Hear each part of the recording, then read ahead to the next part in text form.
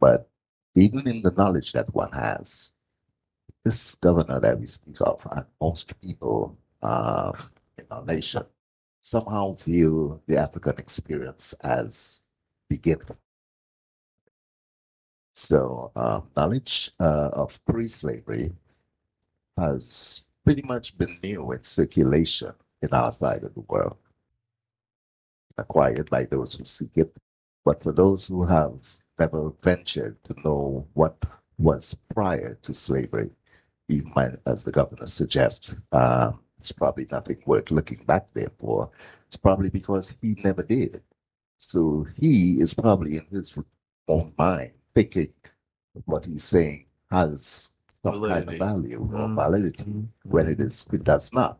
Because the things that are known today, like for instance, the West has been twice colonized by these popular information amongst those that would seek it, but not well known amongst the peoples of the West who call themselves educated, because they don't see that as being a form of education. And you only find when you speak.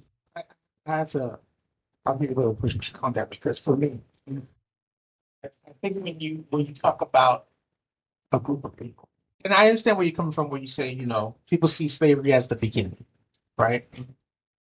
But you can't discount, all right, the stories of slavery to mitigate, for instance, Rosa Parks' story to she just didn't want to get up and leave it at that, where it was not well. Rosa Parks didn't want to get up, which sparked the civil rights movement, which led to you know leadership coming into power, which gives you then the story of Martin Luther King, Malcolm X, Marcus Garvey, all these other people who were pivotal, right? When you diminish one piece of it, it allows you to take away from all the other exploits. And for me, from what you're saying, when you start to talk about, well, the people who don't see it relevant, it's because those people were never affected. If I don't know poverty, I can't identify with a poor person. I can feel sorry for the poor people, but I can't identify with a poor person, right? And so if I grow up with a sense of privilege, let's just say if I grow up with a sense of privilege, then never will I understand hardship because it's not going to affect me the same way as it's going to affect you. Even the poorest white man has it better than the richest black man. Society will make you believe that that's not true, but it's very true. But here's